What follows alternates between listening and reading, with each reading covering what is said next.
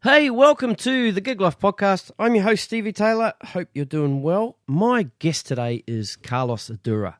Carlos plays drums for Tim Finn, The Strides, Skunkhour, the Tambourine Girls, Mr. Ott, and many more. Carlos was in town for rehearsals with Tim Finn for Bluesfest, so we met up in a park in Sydney's entertainment quarter for a bit of a chat. There's lots of goodness here, eh? So I hope you enjoy this conversation as much as I did. Ladies and gentlemen, this is episode 146, Carlos Adura. Here we go.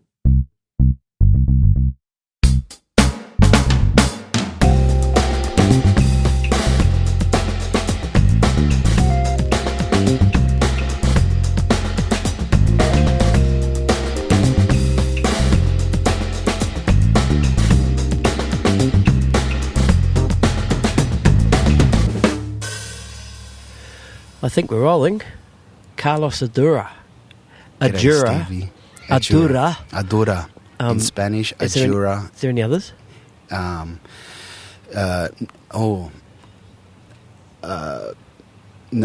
I don't think so. We nailed it. I've got a lot of nicknames. Yeah. I was just thinking of all silly nicknames. Your first name, Carlos, so I know a few Carloses, and a couple of them, they shorten their names to Los.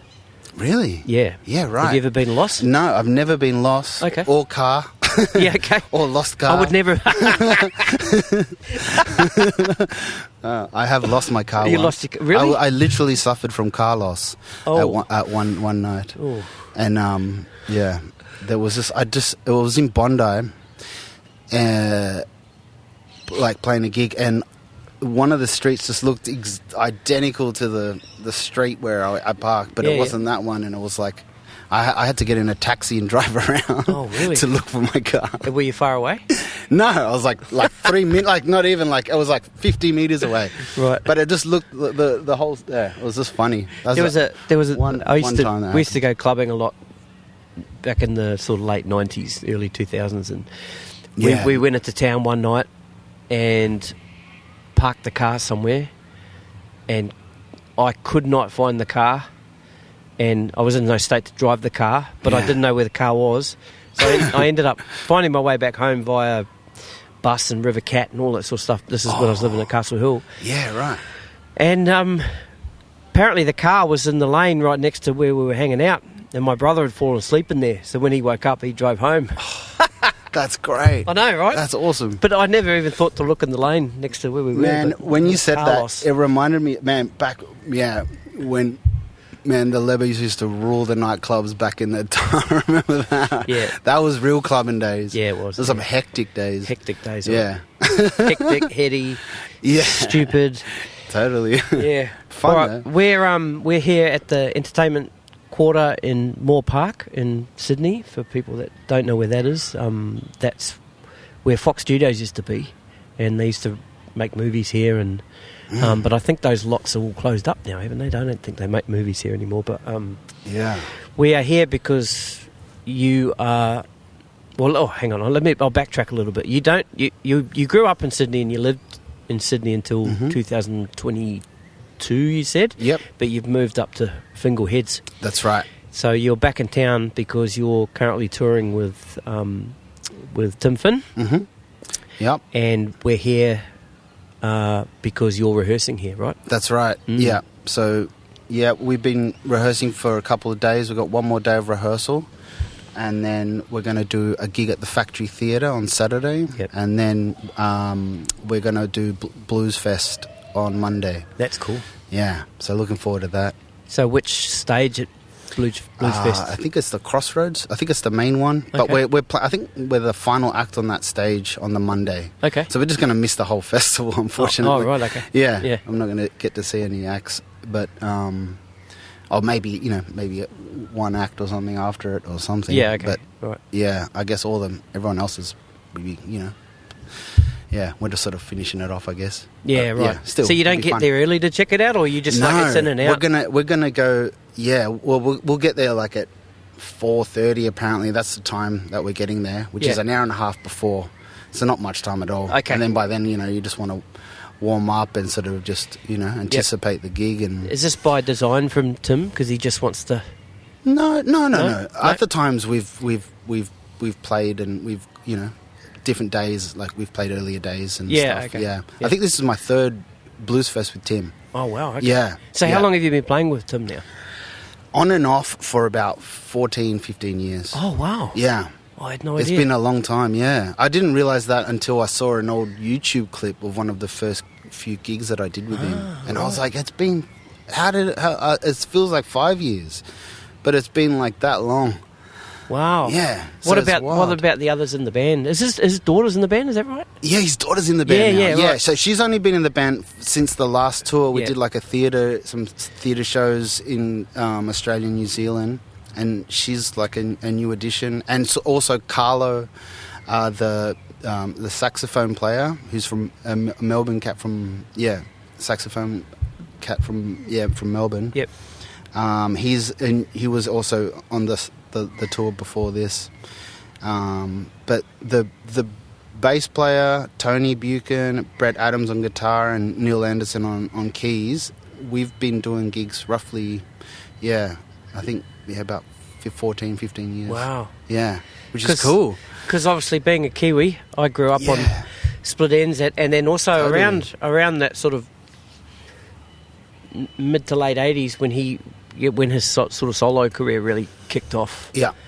When he had There's a Fraction Too Much Friction and I Hope I Never and Made My Day. What about have you ever had to play Party Haka? I've played it before. Have you? Yeah. Because he did that with the Herbs. Yeah. I've played it. Oh, cool. Yeah. I used to love that song. Yeah. And that was a song we learned at school. Really? Yeah. Wow. Yeah. So which was pretty cool. Yeah. It's like it was we're a multicultural school, and it was just like a combination of the two cultures. Totally. Yeah. Yeah, and he's always represented. He's always, like New Zealanders are like that, and the Finn brothers, I guess, are like that. They're just, they embrace where they're from, and they celebrate it. And they're like royalty in New Zealand, man. Yeah. Like it's so, people just love them.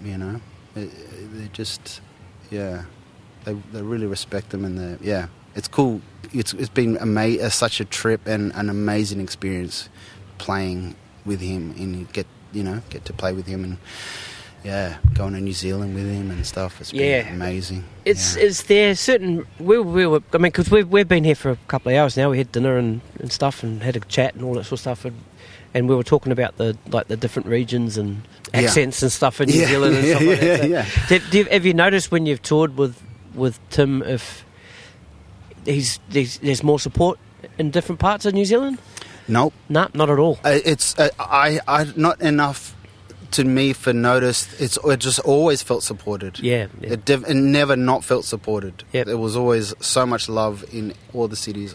I haven't done regional stuff with Tim. Yep. There, he usually just does the main sort of cities and stuff. Yeah. But in saying that, like I've always felt like there was just always so much love and support for him, everywhere, And what about here? So the concerts that you do, here as well. It's just I think it's a big Kiwi crowd, or he's sort of it's a good question. It's not.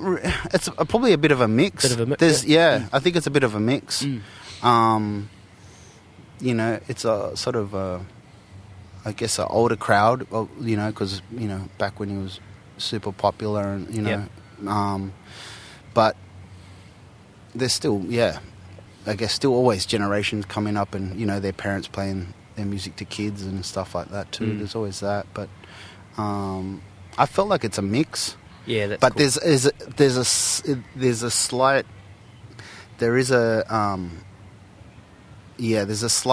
difference in the feeling in New Zealand. It's like a lot more. You can feel that that he's really treasured there. You really feel that there, like the importance of what he's done. You feel that there a lot more. And he's still writing and recording music, right? Mm-hmm. Yeah, because there's always that fear of maybe fear's not the right word, but of an artist becoming a legacy act. Yeah. and it doesn't seem like he doesn't he's like that at all. No, he's not. And that's why if you keep inventing yourself and we have to keep mixing the sets, and exactly. so he's very aware of it, right? Well, that's why we're doing 3 days of rehearsal. It's not. Yeah, it's not like right. we don't need to learn the songs. Yep. It's just like he just wants to do it differently. Yeah, you know what I mean? Yeah. So we just got to figure out. We just jam a bit, and it's kind of really fun. That's and cool. we try to stumble, and it's like we just got to be quick on our feet and just try to like come up with something hip, as quickly as possible, as a band. And we're so much better at it now than, you know what I mean, when we first started 15, you know what I mean? But like, it's because we know each other, we know how each other plays, and how we play together. So yeah, and the musicians are so great. It doesn't matter what style, like we can play so many different styles, that we can just throw in, just try different things. Like we tried it, like we were working on Weather With You today, for example, and Tim was just like, he's literally said, I'm so bored of this. And it was like, so he doesn't want to do it like the regular way, you know what I mean? Even though there's something that he understands that, the crowd, like he understands the audience's sort of thing, but also for himself, he's a creative. So he's like, he can't just let it just be what it is unless he's enjoying it, So we're like totally like fucking with it. Yeah. And it's like, we're totally it's been really interesting. Just like the last sort of hour we just spent like trying to play it differently, and we're getting somewhere, towards the end. So that's cool. Yeah, we might be, people might be in for a treat, if they see the Bluesfest gig. That'll be just a slightly different thing, And it might not work. It might, it might work, might not work. But I don't think he cares. I think it's more the fact that it's different. It's more exciting for him to keep doing it because, he just wants to be turned on. You know what I mean? I know what you mean. Yeah. And I love that because as a musician and as someone that like gets bored easily too, it's like I get it. I respect that, and it's like, oh yeah, I want to, I want to help. Yep. Yeah. So he definitely won't go down as a legacy act. So that's good. Yeah. He just wants to do the, he knows he does the same songs and stuff, and but he's happy to. I've played so many different, like Fraction, Too Much Friction's one. Like we're playing it more like the record now, but when 15 years ago we were playing it so different. We were playing it almost like a swampy sort of New Orleans swampy thing. Yeah. Wow. Yeah. So it's like it's always different. You don't know what to expect. I think because knowing, around this time I was playing drums when that song first came out, and I remember hearing that on the radio. Yeah, it was like I haven't heard anything like that. Yeah. From a New Zealand pop song. Right? Yeah. So that kind of got ingrained to me with that song. So if personally, if I'd gone and seen you guys playing that swampy version of that song, I probably would have gone, what the fuck is this? Yeah. But it worked. I remember it worked. But now, like, Tim has worked over the years a lot with a drummer called Ricky Fatah. Yep. Yeah. No, okay. So and he's one of those. I don't know how. For me, it seems like he's like an underrated, not underrated, but he goes under the radar a bit. More under the radar, not underrated. He's underrated. Yeah. No. Under the radar. Yeah. He's highly rated for me, but under the radar. Gotcha, Sorry, I meant. Yeah. And for whatever reason, but he's come up with. He's like got an incredible feel. It's unbelievable, and also the part he came up with that part, like it's like a half. It's almost reggae, but not. And it's like, he's always coming up with like interesting parts. Like it's like a basic beat, but it somehow flips it in a weird way that makes it like different. And it's been a joy actually learning, because he played a lot of stuff. He still works with Tim. So they're always kind of just doing stuff. He's I think they're friends. And but so that's it's been really fun learning, his parts and stuff like that. And, I didn't really know much about him until I started working with Tim. Right. So that's been, a real treat to, check Ricky Fattar out. But if you haven't heard of him, check Ricky Fattar out. Because, do it. Yeah. Do it. Yeah. So you've got the rehearsals, then you've got the factory theatre gig, and then you've got Bluesfest. So what happens after that? Is there any more stuff with Tim, or you move on to something else? It's nothing nothing like in the books, and Tim's, I think he's kind of retired, like not retired. It's like semi-retired now. Like after the last run, he was like, he got that bug again. He just gets that bug. It's so amazing to see. But it was kind of bumming, that like it was 6. We only did 6 shows, and it just felt like it was like we were just getting started. Like by the 5th, 4th, 5th, 6th show, like then we're starting the band was like really starting to cook. I watched a video today on YouTube of the Sydney gig in September last year, and it's like a 28-minute video. So I was watching the arrangement of the songs, and it looked like you're into it. Yeah, we were into it. He was getting right into it. Yeah, and he's totally. He's just going for it, man. He just he's like, people don't know, but he's if you don't know much about Tim, he's naturally like theatrical. It comes, the split ends were That's so a split ends theatrical, thing, isn't it? Yeah. So, and he's the way his sort of mind works or something is like real theatrical. He loves theatre. The theatrics of performance is really important to him. It's really interesting. Like, look at all the old Split End videos and stuff, and the suits, and that came because it wasn't because they were trying to sell records. They were like, that was the concept, was because they that's what they wanted to do, which is pretty, it's pretty interesting. Like, I don't think that way. Like, I've never, sort of thought that way, So does he expect? I find that fascinating. Does he expect the theatrical side of things from the band? No, not at all. Not asked of. Or no, it's more he loves us just to sound like musically good, and interesting, and sort of he just wants it to feel good and make if it makes him feel good, then it's right, So we're just,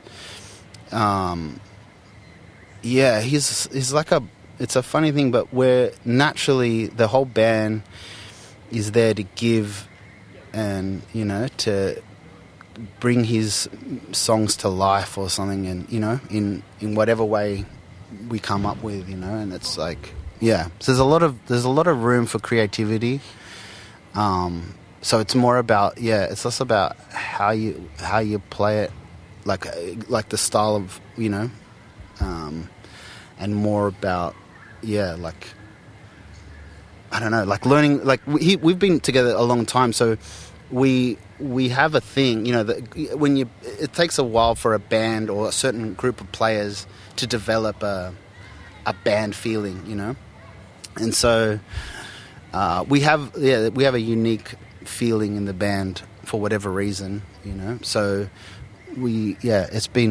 it's really fun that way, and it's kind of exciting, when it kicks in, and it's like when it's really happening, it feels great, That's cool. It's cool. Yeah, it's really cool. That's cool.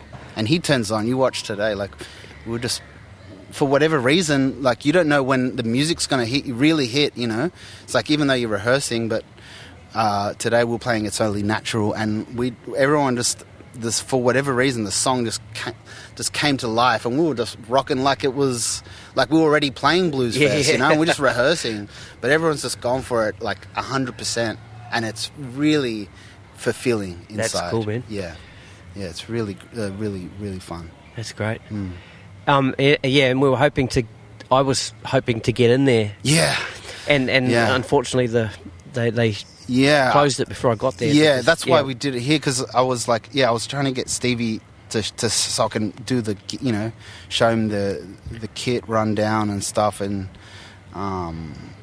but they're super strict with their time. So basically, we're here from because it's a venue, and it's like there's this literally a person just coming in, opening the doors, and then like clocking they're us on out. a shift. Yep. Exactly. So it's a shame. Like other times, I think every other time, any other rehearsal place, we could have just done it there. But the person's like, I really want to go home. Like, Yeah, fair enough. And I was like, okay, yeah, fair enough. I did see the photos you post. I did see the photos you posted on your Instagram today. So yeah. So explain the flying tom.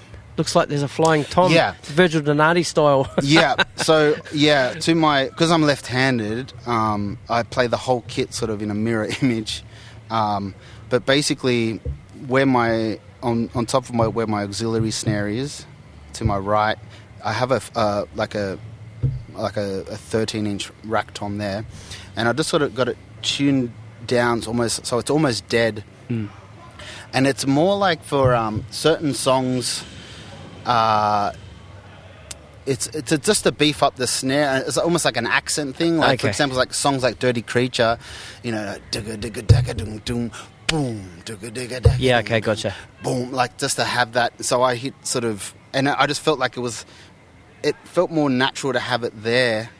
So my hands were open, and I just thought, because I can, Yeah, why not? Yeah, exactly.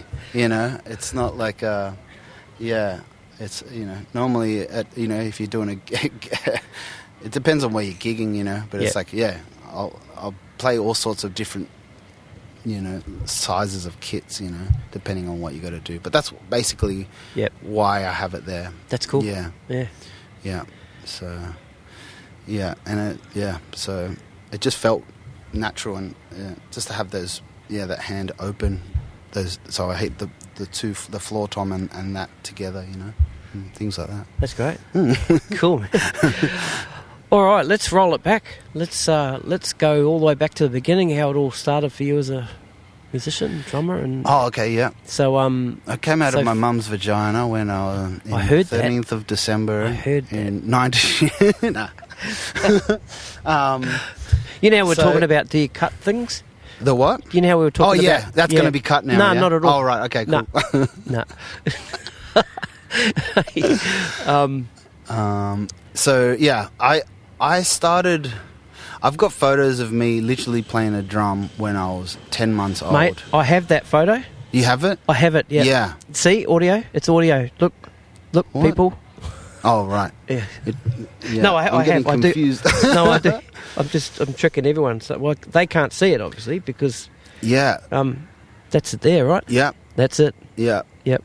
And so, apparently, when I was 10 months, like, if I was being a little shit or if I was, like, crying and stuff, I would... they would give me that drum. My parents would put me in the cot and put that drum, and I would literally play it for 2 or 3 hours without stopping. Right.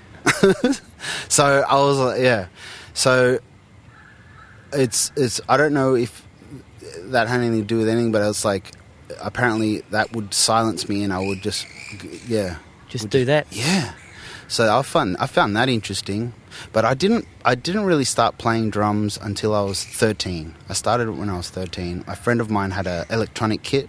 His name was Robert. I forget his last name now, but he was getting lessons, and he had like an electronic drum kit, and he had like good technique, and he just had a drum teacher. So I remember he had, for his age, he was and I don't know. I was like. I just started playing it and sort of just found it interesting, and then I started working. The very next year, I sort of started working, like packing shelves and stuff at Mobile. Then I worked at Pizza Hut, and I saved up some money and bought myself like a small kit, and it was like $400 or something, and. I used to play it, like, I set it up right-handed because, I just got, like a beginner's drum book. Yeah, and that's all right-handed, right? Yeah, and I didn't know how to set it up, so I looked at the catalogues, and they were right-handed. And so I found it extremely difficult. And then one day, I was like, maybe a couple months in, I was like, wait, what if I swapped it over? Because I was goofy-footed, so it's my foot is the problem. Your foot's the problem, yeah. Yeah, so I swapped the whole kit over, and then I immediately could play everything I could right-handed. Yep. And it felt natural. Yep. It just felt, oh yeah, okay, this makes sense now. Where the right-handed sort of felt a bit awkward. I didn't know why, you know. But like this basic foot-wise, you know, this is very basic beats still and stuff like that. So, and then I just got really into it, like, and I would practice like 4 to 6 hours after school every day, sometimes 10 to 12 hours on the weekends. Yep. When like I was really heavily into it, I started getting lessons with Milan Troja in at Billy Hyde's, like a lot of Sydney drummers did. And then I guess throughout my life, my discipline has varied, but like, you know, I was relatively disciplined back in high school, and then I went to AIM, it's Australian Institute of Music, after I finished high school. Yep. And I studied with Dave Plenty there, and I was there for like sort of 4.5 years. Like I flunked one of the I think like history or some silly subject that I had to do, like you know, so I had to do like a extra half year.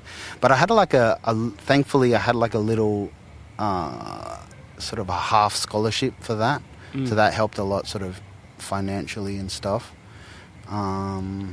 What else? Yeah, it's been a while, but that's what I remember anyway. Yeah. Like from musical when I family, started. Musical family? No, not at all. Not at all. Not at all. No. My grandma on my mum's side played piano. Okay. She loved a bit of piano. She played a bit, but she never never got lessons. She wasn't like, I think they were too poor to get lessons, or she was never encouraged. But she loved piano, so she probably had it. But yeah, I you know. Very supportive family, but never not really musically inclined at all. Like, they loved music, obviously, like, so we had great records and stuff growing up, but they didn't play any musical instruments at all. Yeah. Gotcha. Who were some of the earlier drummers that were influencing you? Okay, all right, really early on for reals, it was like, I remember Ben Gillies from Silverchair. Wow, really? Yeah, when I was 13, 14, I was like, right, because there was this kid, you know, he's probably like my age, similar age. Yep. I was like, you know, and he's just like, to me, I was like, wow, that's, you know, that's a real, yeah. And then, you know, I guess once I started getting lessons, then I got turned on to like real drummers, you know, like at Billy Hyde's, which was at the time was such an amazing sort of, yep. Was an communal institution, yeah. right? Yep. So you would go in and you'd watch all the DCI videos, yeah. like Dennis Chambers, yep. like I guess all the usual suspects, like, you know, Dave Weckl was always like a really, I just couldn't believe that you could sound like that on the drums, like, and especially though I was just like, I'd hear my drums and they wouldn't sound like that at all. Like, I think a lot of us went through that. Like, how do you get your drums to sound like that kind of thing? Well, we didn't have Yamaha recorded customs either, but exactly. that's another thing. And they, yeah, so, like, but Steve Gadd was a real big influence on me sort of later, like once I started really, whatever clicked when I started appreciating the art of the drumming, I suppose, and I really, you know, fell in love with Steve Gadd. But this is, man, who else? Jimmy Chamberlain from Smashing Pumpkins. This was like in high school. Dave Grohl from Nirvana. Like I was Matt Cameron from Soundgarden. It's like I was kind of like in high school into sort of grunge and that sort of thing, and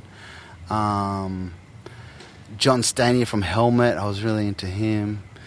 This is and then later on, I guess I also got into the jazz drummers too. So Art Blakey, Tony Williams. So it was way beyond like my level of comprehension at the time, but I didn't know why I loved them. I just you know, I was like just amazed. And Max Roach as well. So Art Blakey, Tony, Max Roach with what's the name, trumpet player? Miles? No. No, Max Roach used to play. Oh my god, I'm so bad with names. Clifford Brown. Right. Yeah. Anyway, so I was really into that stuff. Some live albums that I used to have on cassette. I used to So I had a kind of varied sort of stylistically, I suppose. Like it was like I had the rock and jazz. Then I got into the James Brown guys. Yep. I really got into those guys, like especially the live albums and stuff. I was like, just the arrangements and how tight the band was.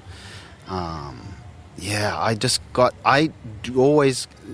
gravitated towards the groovy feeling always. Since for me, the feeling of the groove was something was like a mystery and a fascination for me. Mm-hmm. It's like I've been less about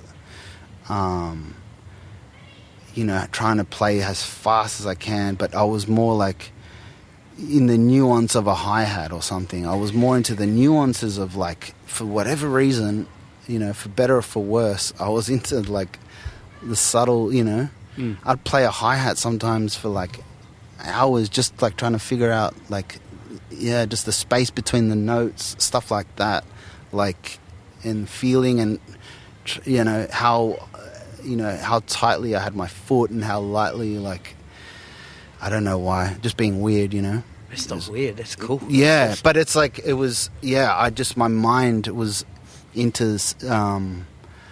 was like fascinated with the subtleties of, like, of sound, or for whatever reason. So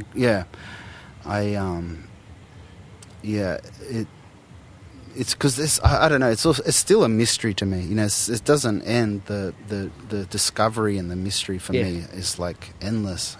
But I think I was influenced by just the usual suspects. There's so many great drummers, man, and so many. Inspiration was never far away. Yep. It's like, there's so many for whatever reason. There's so many different ways of playing the drums. There's so many different ways of playing the drums. That's which is amazing. It's great about drums, eh? Yeah, and only drummers really really know that. Like, if they're like drummers, they really know that. But I don't know what it's like for other instruments, but I know we all share that as drummers. So that's pretty cool. When you came out of AIM, actually while you were at AIM, were you sort of playing with ensembles or and going out and playing gigs, forming bands and going out and playing pubs and that kind of stuff? Yeah, so I was already I was already playing in like cover bands. So I was just playing in like top 40 type cover bands, like like those real working type things. But I was happy that I was doing it because I was working, I was earning money at like 19, and and like getting to play venues and and then like women at gigs and stuff like that. So that was a lot of fun, So on the weekends, I'd be doing like sort of cover gigs and originals. I've always done, and rehearse, and during the week with my original bands and stuff like that. And I just played with as many people as I could, different styles, I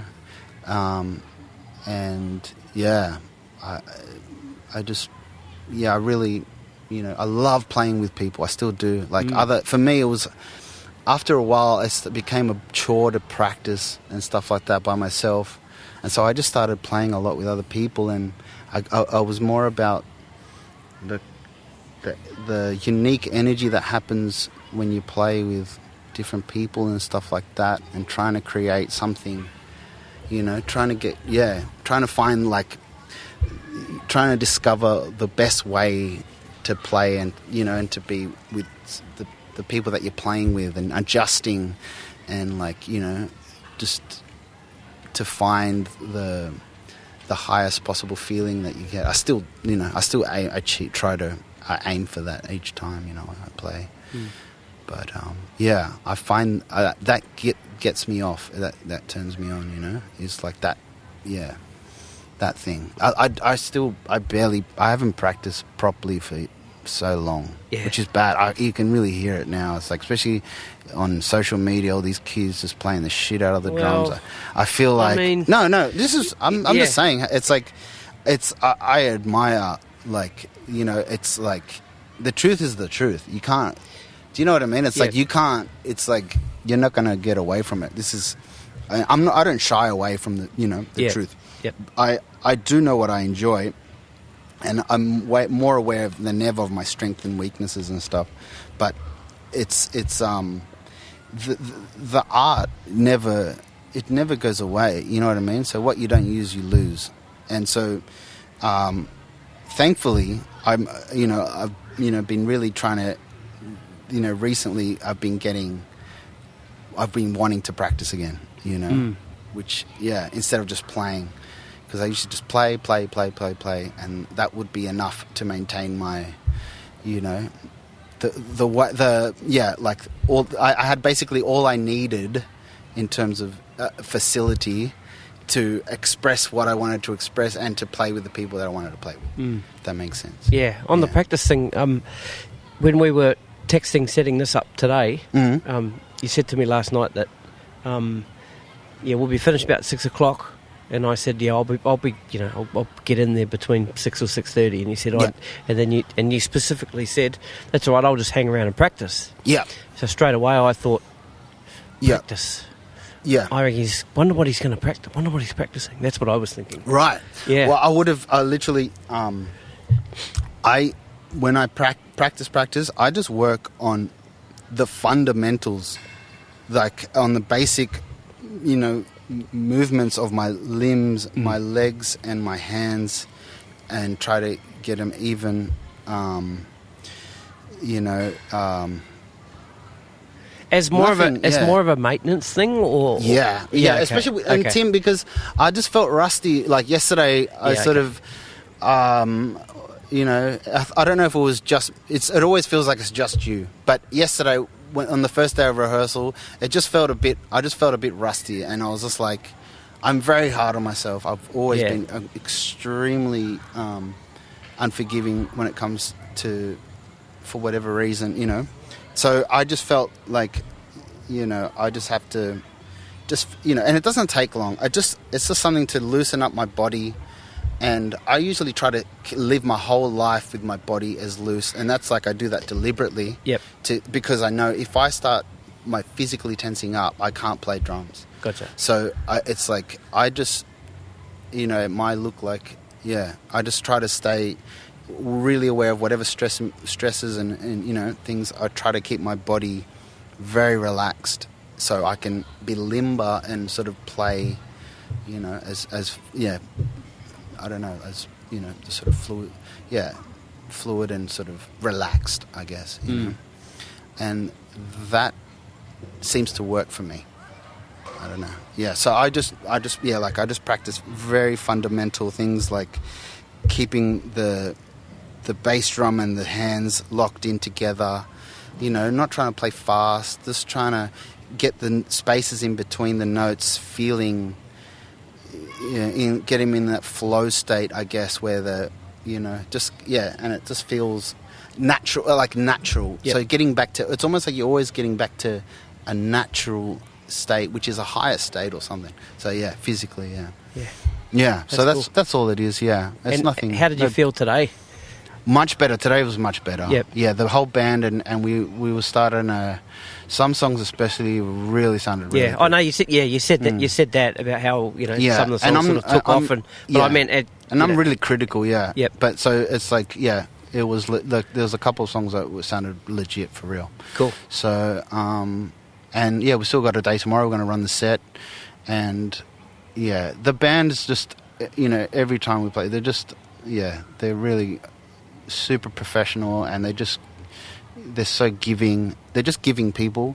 So I think that's really important as a musician. Like my favorite musicians are very giving. It's not about them. It's just like the fact that they have the ability to give, because that takes a long time to even develop that skill. But it's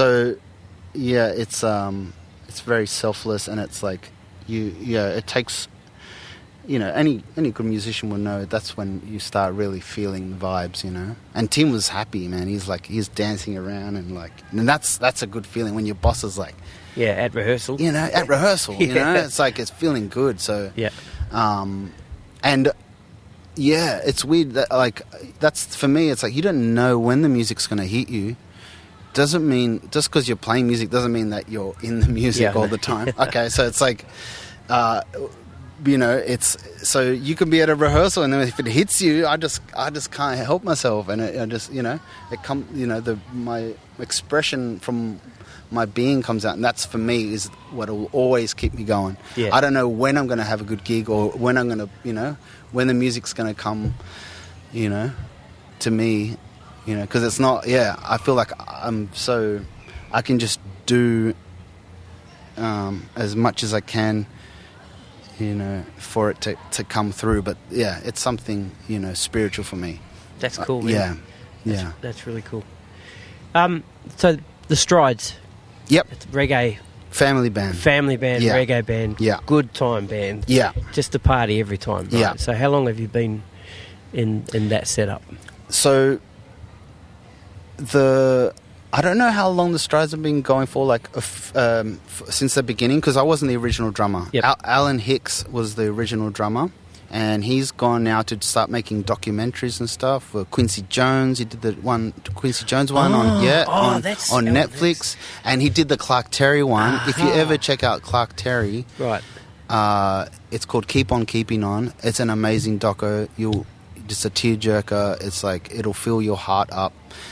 And it's a beautiful story of a incredible musician and person and human being, who was Al's mentor. So I highly recommend anyone listening to this as well, check out Keep On Keeping On by Al Hicks on Clark Terry, who was a jazz trumpet player, who was Miles' favourite trumpet player, basically, and Quincy's hero as well. Right. They're like Quincy and him are like brothers, and that's how he got the Quincy gig, is because he was involved with Clark Terry, and Quincy was impressed that he was working on that and stuff.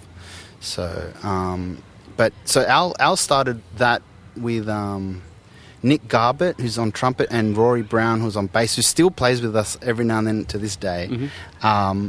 And it started as an instrumental, and then they did an album, and then I joined in on percussion, or like auxiliary percussion, basically.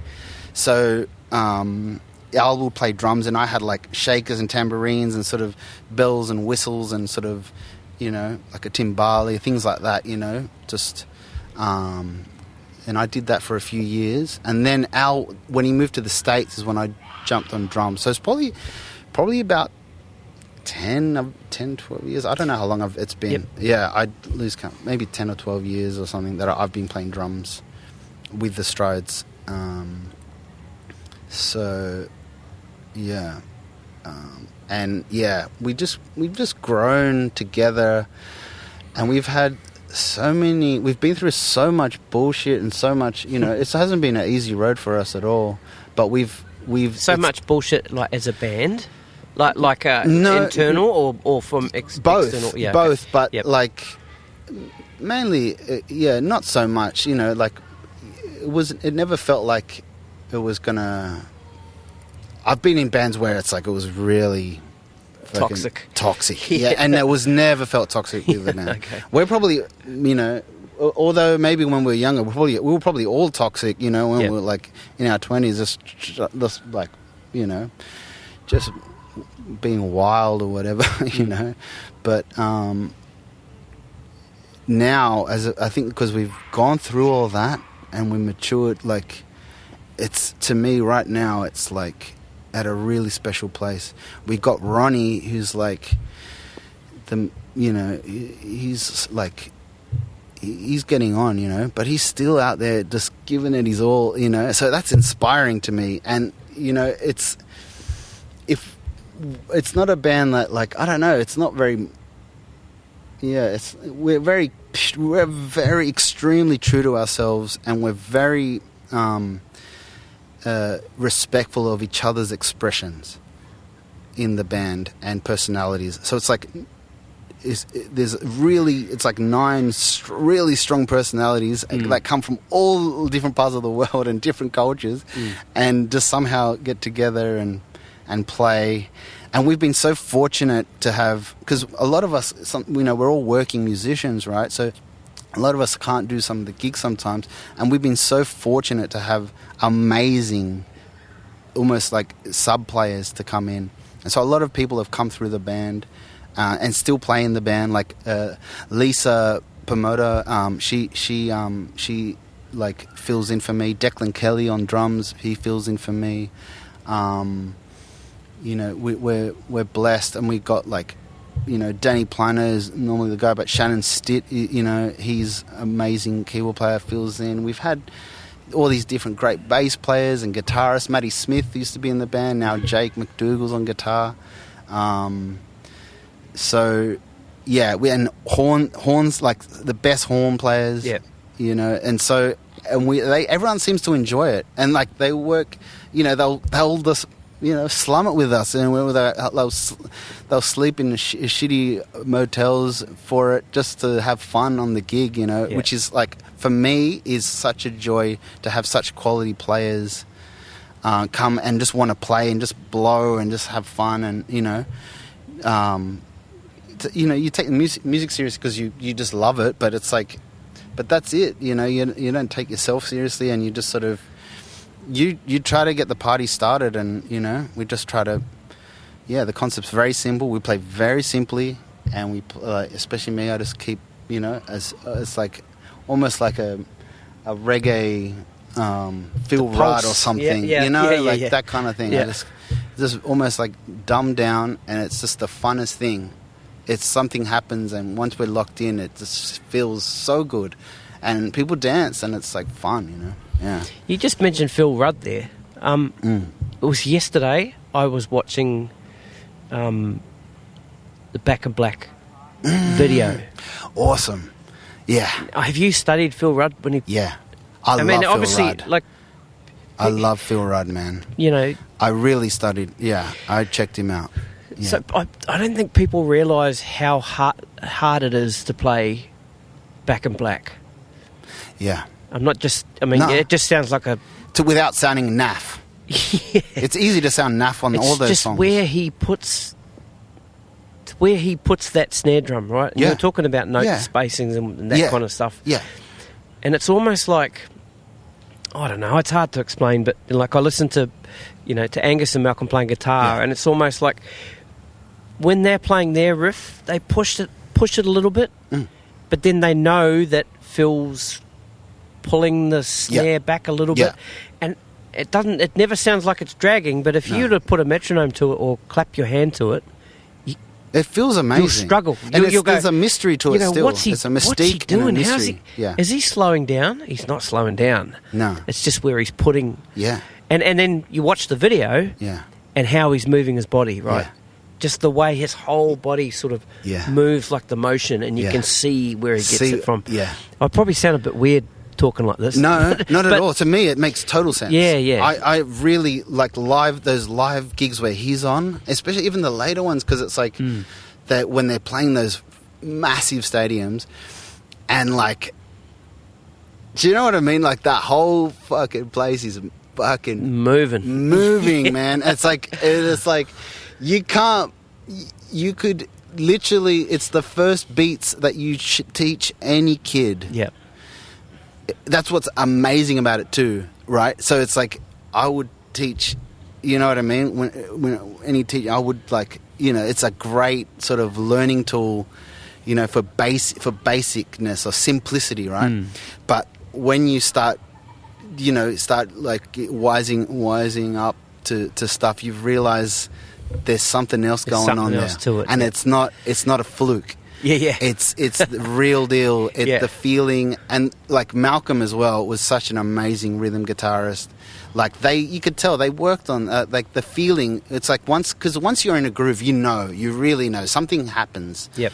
Like, and it's not something that an individual. For me personally, you can do it. You can get into a groove by yourself, obviously, but when you do it with a bunch of people, it's like amazing feeling that you don't want to end. Yep. So it sort of bypasses it'd be interesting to know what happens in the brain, because it bypasses something and something transcends, right? And so and the movement, like you said, there's something that it viscerally happens in the human body where you want to move. You know, you dance, like, and you don't have to learn how to dance, but you'll just naturally want to move. You know? And that's, to me, is like, that's the part of me, I guess, where this felt like, okay, my job, I can see this as a role I can play as a job in terms of like a service. You know what I mean? Like, so it's like, oh yeah, you're actually giving something, you know, to people. Like, you know, when you tap into that, knowing that you can actually make someone dance, that's kind of like pretty special. So, and it's, don't get me wrong, it's not, you know, we all have our days, but it's like when you do, you know, you do tap into that, because it's something you tap into. It's not unowned to. It's not just something that is. It's rhythm. Rhythm's like a universal thing. I believe, like, well, I don't believe, I know that it's like it's in the almost the structure of how the universe is built. You know, and so. You know, and when we're the lucky people that are the people that are lucky enough to tap into that, like, it doesn't matter what instrument you play either. It's like that feeling is like really special. That's why you can play the simplest beat and be the happiest man. You can play it forever. You know what? It doesn't even have to be an instrument. Like, exactly. I can. That's right. I can get that feeling from walking or running. Yeah. Yes. Exactly. Yeah, it's not about even playing the instrument. That's right. It's like it's inbuilt in working. You can work, even if you're working, you can get into a rhythm, into a groove when you're working. Yep.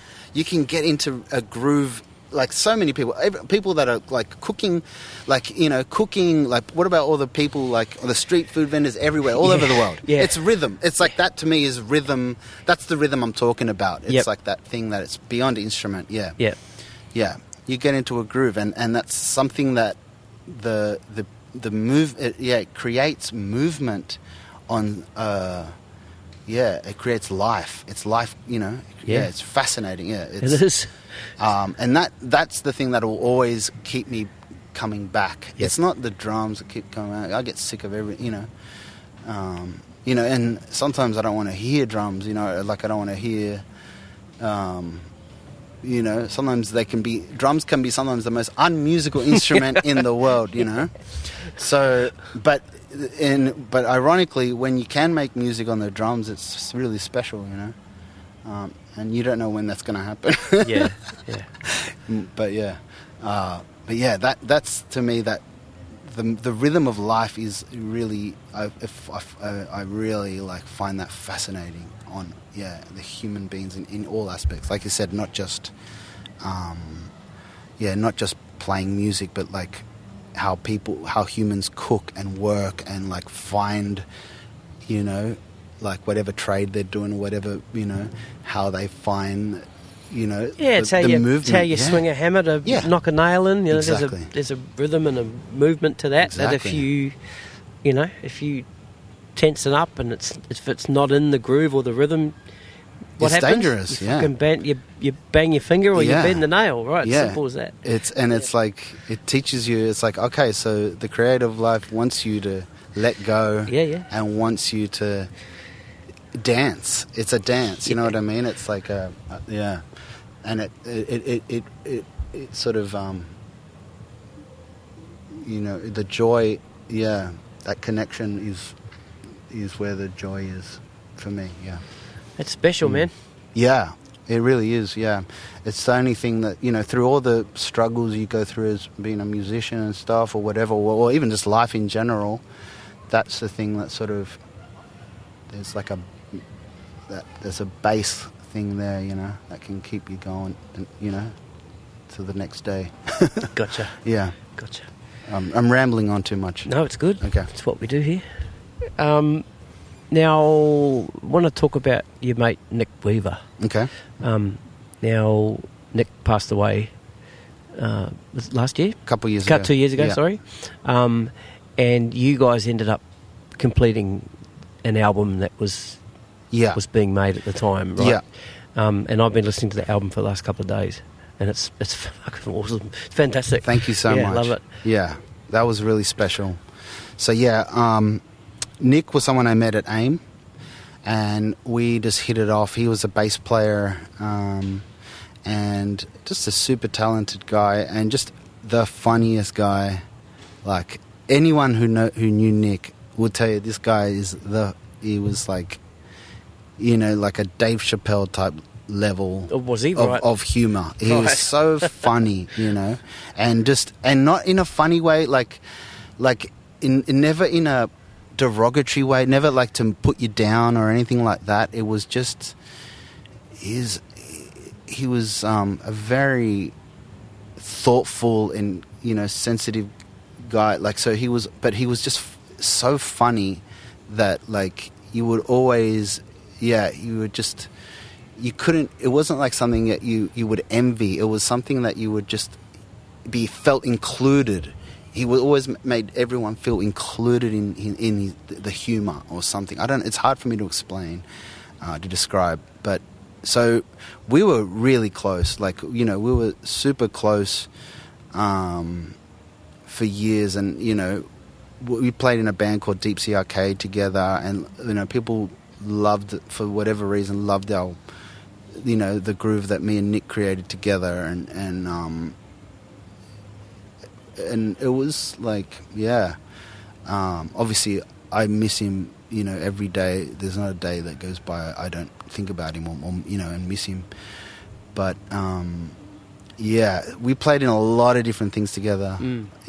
And basically before he passed away, literally like hours before he actually passed away, Simon Ralph from the Tambourine Girls, and also played in Deep Sea Arcade, he just got the passcode for his what do you call it, for the alot thing. Right. Yeah, and so he had all these basically his album was like kind of 85 to 90% done. Yep. It just needed like Miles Thomas had played on 3 tracks. Yep. And I don't know if you've interviewed Miles yet. I haven't yet. Okay, all right. So, but I know who. Yeah, Miles. Yeah. And the rest, there was no drums. I don't think there was a sort of scratch drums. And so me and also Nick's dear friend Nick Meredith, who's also a drummer,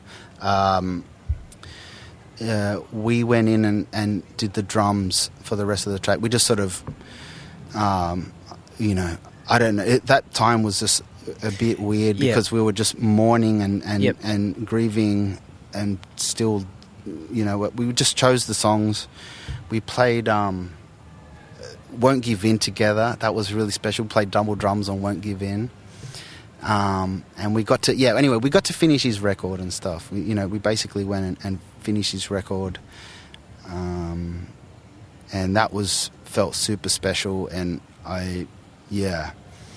it's so good, to have that and to hear his voice, and just to, have that for me. And it's hard for me to describe. It was such a tragic, sad thing that happened. It literally over 9 weeks, they found out he had cancer. And from the first time I sort of heard about it, it just happened so quickly. Like 9 weeks is not a long, you know what I mean? It's not a long time. And like, we had a dark sense of humor, you know what I mean? Like, but it was just, it was just shocking, It was just so mind-boggling.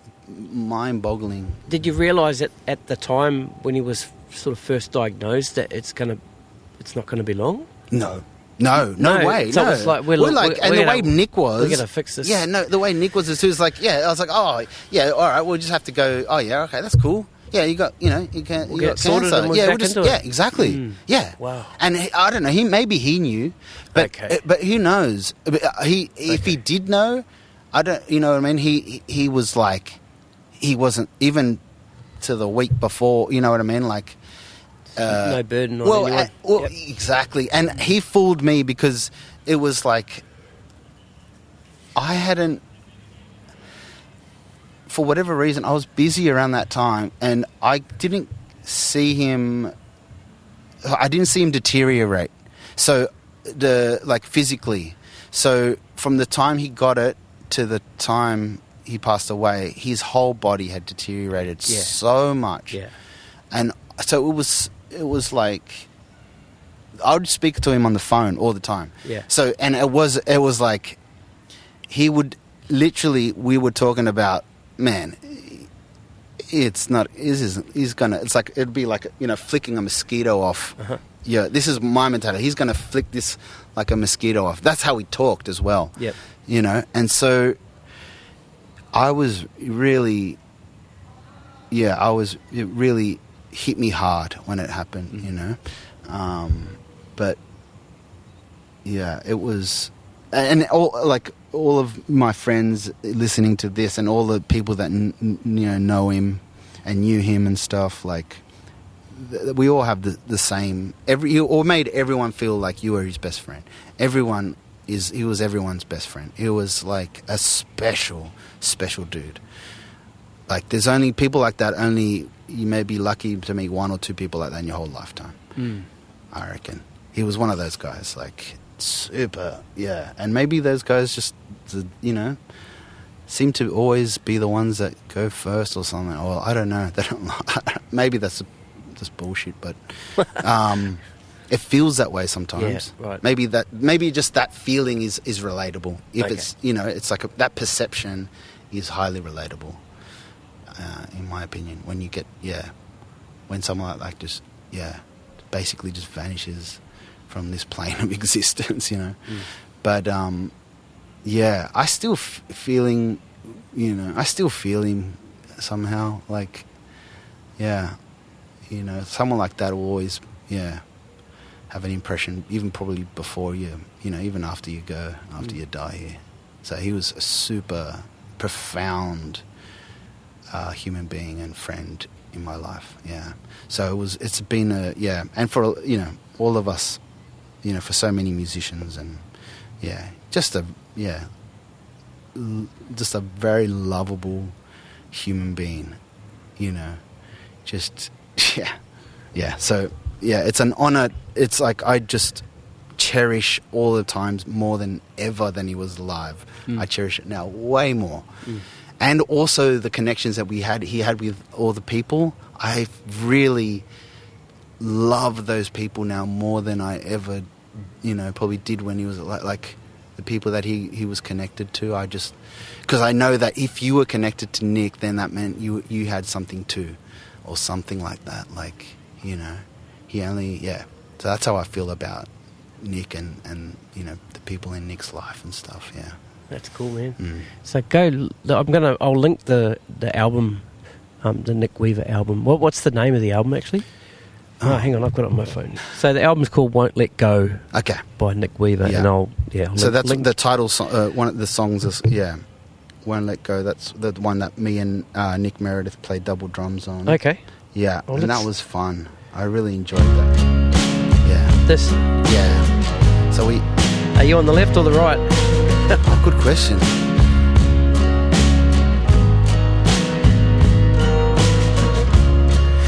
think I'm on the right. When we did the session, I was on the right side and Nick was on my left. Okay. I'm the guy doing the pa-pa-pa-pa on the snare. Every now and then you'll hear got like it. A little.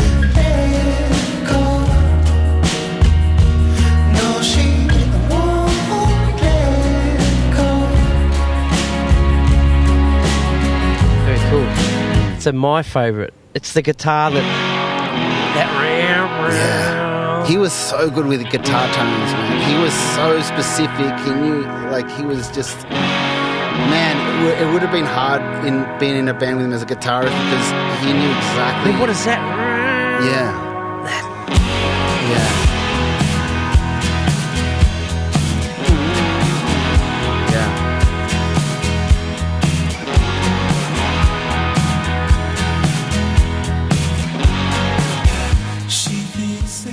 Anyway, go listen to it, people. Yeah. We're going to play it all here.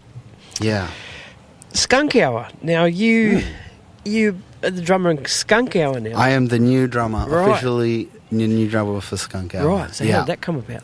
So,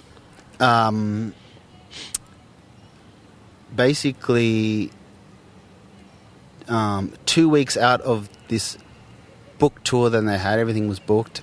They had, as far as I know, they just had like a falling out with the drummer. Like, I think he was just, his heart wasn't in it anymore. And Was the original drummer? the original drummer. So that's the bass player's brother. Okay. So Michael is his name, and I used to be a fan of Skunkhour. So basically, I think they called AO to call Declan Kelly, and he was like, "Oh, Deck, can you do this tour, man? Like, we don't, we got this tour booked." And he's like, "Oh, I don't know if I can do it, but you should, call Carlos. He might be able to do it."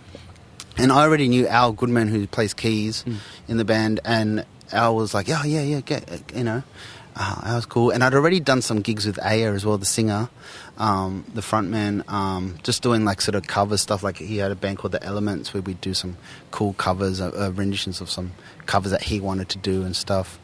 So we'd already sort of knew each other, and then basically, they just called me like, I think it was like less than 2 weeks before the tour, and said, "Hey, can you do this tour?" And I was available, and or made myself available, can't remember. And then, then we just met at rehearsal, and I met Warwick, the guitarist, and Dean on bass, and we just clicked immediately, like, as people, just quirky dudes, like, and just, left the center or something. That's cool. And we just clicked as musically and and as people from the first rehearsal, and then we just had the best time on that first tour, and it's so good to play. I just love those songs that they and good fun to play. So fun to play. You can lay it down. Man. Yeah, exactly. Yeah. It's not rocket. Again, it's not rocket science. It's like, but it's right up my thing. It's just like I like to be that guy for whatever reason. Just you laying it down, I get in making it feel good, and when playing with Dean, Sutherland is great on bass. He's a great bass player, great feel, and he knows those songs. Those guys knows the song. They got that muscle memory of 30 years of so they have. When you play with that, it's like, it's really fun. So we've been having a ball. Like, we're all it's been, I don't know, I think it'll be 2 years in September this year or something that we can play together. It doesn't feel like long. It's been like maybe a couple of years that we've been playing together. But so that's been so much fun. Yeah. And people still come out and like Skunkhour fans are like, really love the band. Yeah. Like, they like really, it's one of those bands where the people that get it, like, they really get it, and they really get behind it. And I love that. I love that, playing to that type of fan, Yeah. That type of audience. Some plans for new music? I know there was one. Yeah, we did that one song. Oh, so you played on that? I played on that. Yeah. Okay. But it was funny because it's like, it was like the way it turned out. When we did the session, we had a way different sort of sound when we recorded that, and then in the mixing process, it completely changed. Yeah, that's what I was going to ask. Did you actually play it, or was it? No, I played it. Yeah, so maybe it's got a sample. It's got a sample on the snare drum, and it's because we went for almost like a Faith No More type sort of sound. That's how we recorded it. Right. To me, that in my brain, that was what it reminded me of, like that type of sort of funk rock. I don't know, funk rock sort of thing. Yep. But then they wanted to, for whatever reason, creatively wanted to turn it into a drier sort of sound. Yep. Less sort of less bombastic, and sort of, you can't do that when you've recorded. Like, it would have, we could have done the drum. So, it was, it was kind of one of those things that sort of came together like differently. But live though, it's such a fun fun song to play live. Yeah. And we do it a bit more bombastic live, you know. So we sort of play it live more like how we initially sort of came up with it. And yeah, we just jam on those things. Like a lot of the stuff we literally just jam in sound checks and stuff like that. Whenever we get together in rehearsals and sound check, we'll just start jamming, and you know, someone will record it and go, hey, why don't we just, you know, it happens really organically and happens really quickly. Like Aya's really quick with vocals and melody ideas, and Warwick is they're very unique type of players, so like they don't sound like any other sort of players. They sound like themselves. They're so sort of individualistic. I don't know like how to describe them, but they're that type of musician where they're very just very individual sounding, sort of, you know. Anyone that's like, heard them that would know what I mean. They're like an Australian Jamiroquai. Yeah. In a sense. Yeah, there is. Yeah. Because those guys, the guitar player, the drummer, and Jamiroquai, I mean, been with that band forever. Yeah. And they just have their way of playing. And yeah, exactly. Yep. And that's what I'm trying to get at. Yeah, exactly right. It's one of those, they're like that, you know. Yep. Where me as I've had to, throughout my sort of musical or drumming life, it's like I've had to play so many different roles. I've been able to adapt and to play, you know, pretend I was like, you know, this, you know, like I wanted to sound like any, you know, style I played, you know, I just, tried to sound, nice little spider, I hate spiders. Do ya? So that's a little huntsman. Was it? Just a little one. Well, it would be from this tree. Yeah. But I just see that as someone who's going to grow up to be a big huntsman. But I don't mind spiders at all. That is huntsman, eh? Is it? Oh, could be. It doesn't. Oh, he's too quick. No, I think you're right. Yeah, I think it is a huntsman. I think it's a baby huntsman. The way he's walking. Stay away from my bag. Yeah. You're not coming home with me, mate. Yeah. He's just chilling. Yeah. Oh, man, they're the best ones to have around your house if you're not afraid of, you know, spiders. I got bitten by one. Yeah, they bite, but they're nothing. No, it wasn't the major. It was around Christmas time, and we think it came off the Christmas tree that we bought. This is a few years ago. But anyway, we're in bed, and I think I was reading, and then I stopped reading, and like my arm dropped down or something like that. But my wife was still reading. She had the nightlight, and she said she kind of turned a little bit, and she saw this fucking massive shadow of a spider, right? So then scary. So she went to lean over, and then at that point the spider ran down the thing up my arm, and then as I woke up and I touched my arm, it went bang and whacked me. Okay. Yeah, but it was more of a fright, like, because it was right on my bicep, right? So it was just like just went, what the hell? It was like a flick. If someone flicks you with their nail, it was like that. It was like fuck. So then my wife's on the Google. We didn't realise that that huntsman bit. So it's like we're googling. What happens if a yeah, they do bite, but nothing happens. Yeah. No, it was just it kind of swelled up a little bit, but man. No, I don't mind huntsmen. There's the ones you got to look at, those white tips. The white tails, we get a few of them around our place. Yeah. They're sort of flesh. They're flesh-eating things. Yeah, my uncle in New Zealand got bitten by one when he was in bed one night. Yeah. And his whole face started swelling up, and he lost some skin. Man, and, poor guy. Yeah. Man, Straya. Redbacks and funnel webs, man. Funnel webs they're legit scary looking things. Yeah, they are. Funnel webs, man. If you ever seen one of those. Yeah.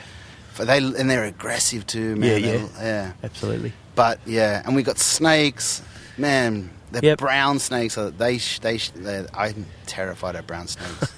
And red bellies and stuff, but not so much even red bellies, because they're kind of they're kind of timid. They're kind of more timid. Yeah, they're not as aggressive as they'll fuck you up if they'll fuck you up, but they want to get away from you. If you play, yeah. But browns are aggressive, man. They'll chase you. Yeah, fuck that. And they're fast. Yeah. Oh man. Yeah. Well, that took a bit of a turn, eh? That bloody spider. Yep. Yeah. So you're talking about how you're adapt. You know, you feel like you have to adapt to everything, and I think what you're trying to get to is that you don't think you have a sound. Well, I mean, I disagree with that. And I reckon a lot of your peers would disagree with that too. Yeah, that it's unmistakably you. Yeah, right. Yeah, I never think that way. I've never, and I don't hear myself. Yeah, but I don't think any musician really. Like, well, unless they're kind of what's the word I'm looking for? Pigeonholed into a particular sound, and they own that sound, and that is their sound. No. I love that too. There are, but I think there's certain players that's like there's definitely musicians that are like that. Yeah, you know? yeah. But I've never worked. I've never that was never my. I've never, as a goal, or something that I'd work towards. I never had my own sound. Yep. So I'm wondering if I do have a sound, is that just me? I try to be as authentic to myself and to everyone else as I can be. Like my own ego.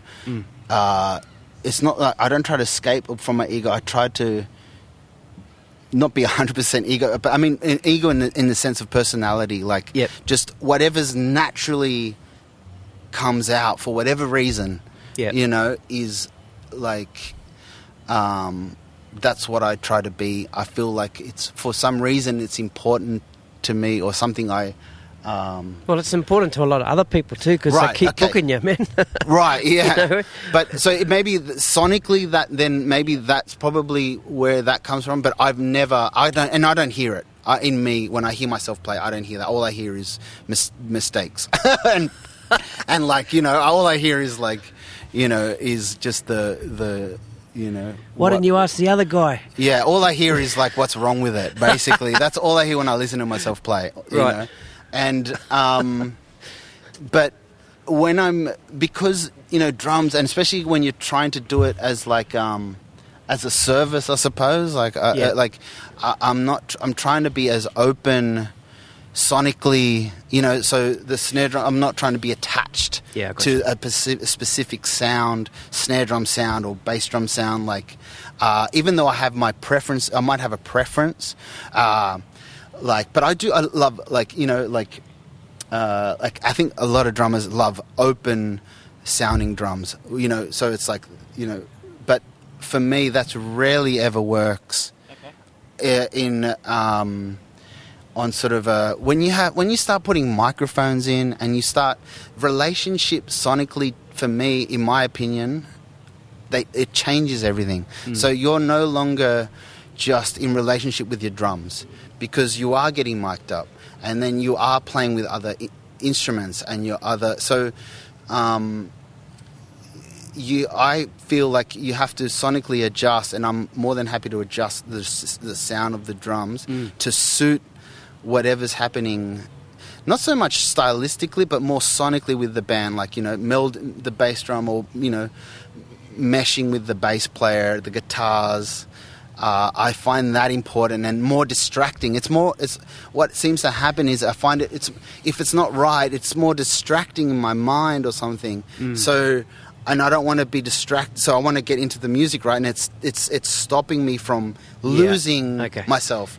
So it's like, those things. That's why those things seem to become important or something. It's like it's a thing that you want to get, so you can get out of your mind. You know what I mean? So you're not in your mind anymore, and you can't. And once if you don't deal with those problems or those nuances, it seems like they're always going to be distracting, and they frustrate you. They're extremely frustrating to me. So how often are you on a gig? I suppose that would probably happen more often if it was just a fill-in type gig. You haven't got time to sort of think about and analyse the sound. Like, for example, you're here for 3 days in a rehearsal, and, you know, so you've got those 3 days to sort that shit out. Before you go to Factory Theatre and to Bluesfest, that kind of thing. But I've played with him for a long time, so that took a long time. It takes, and it never ends. It just gets. I don't think it ever ends. It just gets a little bit easier, I suppose. Yeah, it gets tweaks, easier, but you just tweak it. But and I just think you just get more specific. Yeah, okay. You just, the more you do the same gig or the more you play the same song over and over and over again, for me, and I think for a lot of people, your mind seems to just get more specific to the point where you can't even, it's like a never-ending, it's like putting a microscope on something and then, that little bacteria that's in there's probably got a microscope on something else because it just keeps going. And if you zoom out, the same thing, the universe, it's like we're probably bacteria to the rest of the planets and, in the galaxies, and it's just like, it's just this, it's a never-ending sort of thing. Yeah. And I used to hate that. Obviously, it was so frustrating because the frustration is real. Yeah. We all, as musicians, it's like the frustration's real. So, but, and also like live. So you might be in a small room playing small rooms, but then all of a sudden when you start playing bigger venues, like a cymbal that used to hate or sound awful, like in a small room, suddenly makes sense. Yeah. In a bigger venue, because it's like, and the cymbals that you love, they just sound horrible in a big, so it's like it's one of those, the drums are like that, and thankfully, I mean, we live in a time where you've got every sort of choice available, any sound you can imagine pretty much as like, it's out there if you want it, if you really want it, that's right. You can get it. So, I just try to be appropriate for the stylistically. And if there's anything that sonically that does sound like me, it's just coming because I'm expressing my soul or my heart, and putting my heart into it, I guess. And it's as simple as that. It's nothing else. There's no trickery, and for a lot of musicians, like I love, I think it's my side of that giving feeling, I guess, So going back to the frustration, I'm just curious as to, do you get on gigs where that frustration just never allows you the space to get into the music, to express? Oh, absolutely. Right. And how often do you reckon? Oh man, it still happens. And I don't know why it happens, and it could be so many things can throw you off. The sound of the room can be horrible. Yeah. And no matter what you do, the drums just sound horrible. And so, and it's like I can barely. I don't. You have to do a job, so you got to play them. But in my mind or inside, I'm dying because it sounds so bad to me or whatever. Yeah. Like I just want to stop playing. I don't want to touch them. And you can't. It feels like a sin. You can't. you can't brush it off. Yeah, you can't brush it off. Yeah, wow. Yeah. It's like, and you could have set up that morning in a studio with the same drum sound, and they would have sounded amazing. Yeah, so it's like, I don't know. I think there's so many factors. There's some things with experience, thankfully, with experience, you start picking up on, things. Like, so you start, like, learning how to adapt to certain rooms. So you look around, you go, okay, there's this, like, this is full of glass, or this is brick walls or square, you know what I mean? High ceilings. Like, I noticed what I like, I adjust a little bit the playing, my playing to the room. I tried to, I don't know. It's like big rooms are different. Big rooms, you're at the mercy of the sound guy. Yeah, and like some of those big rooms, the bounces of the reverbs, and it's just going to sound horrible. They weren't built for, PAs. They were built for, acoustic. A lot of theatres built to project acoustically. So once you put PAs in, like, they're always going to be a nuisance, Yep. But yeah, I mean, we live in this day and age where if you really wanted to, you could treat, people, spending millions of dollars treating rooms, like the Sydney Opera House. They're treating, they treated that. It sounds so much better than it used to. But yeah, it's still. No day goes without me being frustrated. and not being frustrated, but then also, you know, the plus side of that is when you know, I think it's just life, you know. I just accept it now that I'm older. Accept the frustration 100%. I just take it all in. It's my responsibility. Yeah. And it's like, it's like I just take it as almost like a responsibility that I have to, And it's for no one else. It's just for me. Yep. Yeah. So talking of, you know, rooms, big rooms, Skunkhour, right? The thing that came to mind there was you had a gig at Selena's, right? Yep.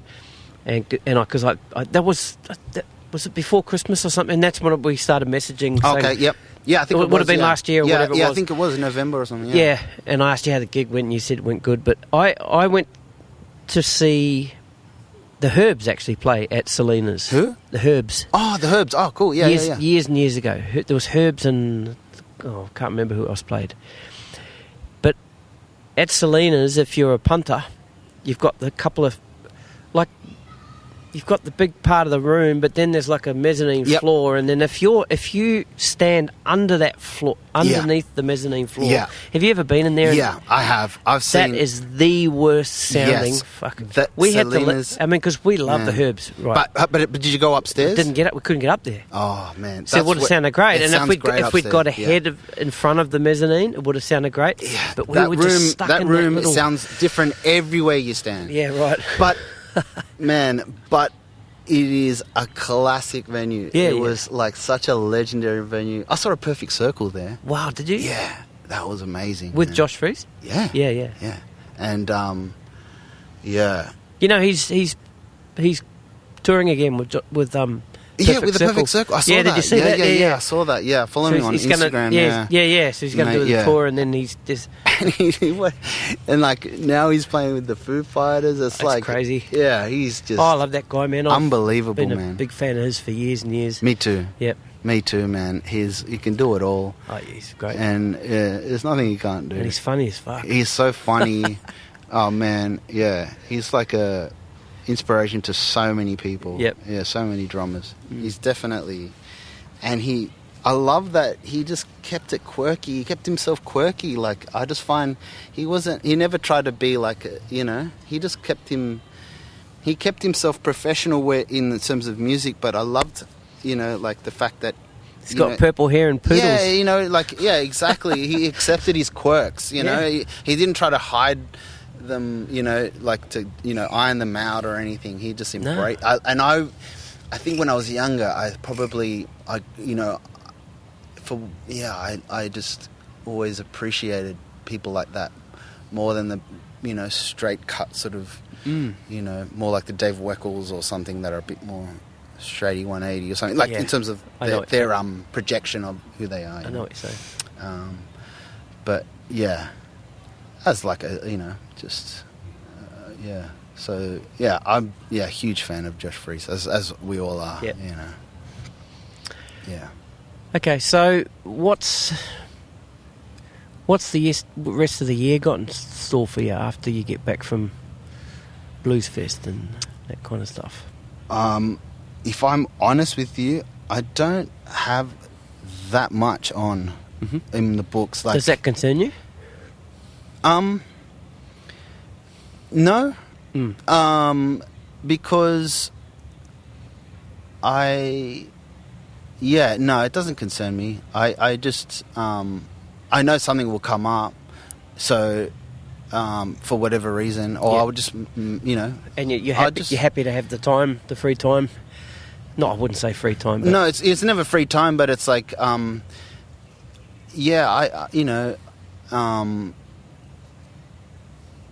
don't know. Like, it's not that it doesn't scare me, but it's like I really enjoy playing, and so if I will I'll go look for a reason to play. Yeah. Okay. So it's never. Yeah, I'll play anywhere and with anyone. If it's good, it's gonna be So, I'm gonna, now that I'm up where I am now, I'm gonna start. I'm going to focus on sort of, I think, teaching for the next sort of year. I'm going to get back into teaching. I started teaching when I was like 18, 19, early on. Milan got me teaching like quickly. Even he just said, just told me to do it. And I was like, I'm not ready. He's like, yeah, you are, just do it. Like, just start basic with this. And so I started teaching sort of primary school kids and sort of got a sense of how to teach and stuff like that. I did it for like over 10 years. And then it wasn't, something happened where I was like, okay, I'm at that age now where I remember telling myself when I sort of quit, I was like, if I was going to take teaching seriously, it was almost like a fork in the road. If I would have, to fully commit to teaching and the responsibility that it takes and like the actual, the real, thing of it, I had to commit 100%, and I was either too mature or not ready to do that, and I still had so much, I wanted other things to do or something, or to, Yep. But now, where I am and sort of where I am in my life and sort of, I'm just like, I think it's time. I think I've got enough material, to give back that way now. So probably the next 6 months, I'll focus on setting up some teaching sort of and maybe some, like, I still haven't set up like a recording space where I am. So I want to just focus on that too. Yeah, that's cool. Do some more sort of, recording. Just get that sorted, because it's like, certain attributes I really just got to get my shit together on that side of things. But gig wise, there's no, like, I was busy for, like, since I moved up to Fingal. Thankfully, I had a lot of sort of touring gigs coming up. I was playing with the Beautiful Girls as well, and just various sort of acts here and there. And so that sort of kept me going, kept me playing. But now, I think I'm just gonna, just focus on maybe practicing recording and, teaching, I guess. And obviously, something worthwhile on tours come along, But I've got to network more up there, because I'm so bad with networking and all that sort of stuff and meeting new sort of people, because I sort of grew up in the scene in Sydney, you know? Yep. So I never had to really do that. I just sort of played with, everybody, or like, hang out, and so that's, everything sort of happened more organically, I guess, Yep. But now that I'm up there, I feel like, there's so many great musicians up there, and so a lot of work as well. So I'm just maybe trying to, just network more with musicians up in Queensland. And the circuit's big, so it's like, it seems to be like from basically Byron and everything in between to the sunny coast, and then sort of out west there's country gigs and stuff like that. So cool. There's plenty of people to meet and play, great musicians. We're so, like, I love when just meeting great players and, trying to, blend and gel with them, and sort of, I find that to me, I really cherish that a lot. Because we've got so many great players in Australia per capita than like anywhere else in the world, I reckon. It's amazing, man. You never know when you're going to meet motherfuckers, it's like, it's amazing, So that's probably, I guess that's my plan, but plans never go. I'm not much of a planner. I just sort of go with the flow. Just go with it. It's too hard. So I just just like to cruise, for better or for worse. Awesome, brother. All right, Carlos Adura.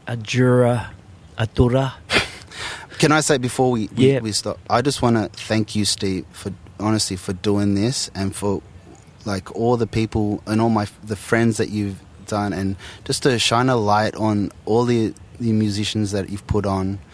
They're all special people, and I'm very honoured to be on this. So thank you so much for what you do. Thank you, brother. Appreciate it, man. No worries, man. It's just great to sit and hang with you.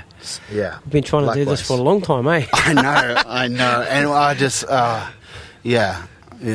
Well, we did it though. We I'm did glad man. we did it. Yeah, yeah. And I was, yeah. Yep, So I appreciate it, and I stoked. appreciate you, bro. So Likewise. look after yourself, man. You too, brother. All right, brother. All right. See you, man. See you, brother. Yo, it's Stevie here. I hope you enjoyed that episode. If you dig the Gig Life podcast, please subscribe, share, leave a review. Please follow us on Instagram and TikTok. You can send me a message if you have an idea for a guest or if you just want to say hello. This podcast is free, costs you nothing. But if you find the value in the Gig Life podcast, you can leave a tip or a donation. Links are in the show notes on your app. That's it for me for now. Catch you next time, guys. Cheers.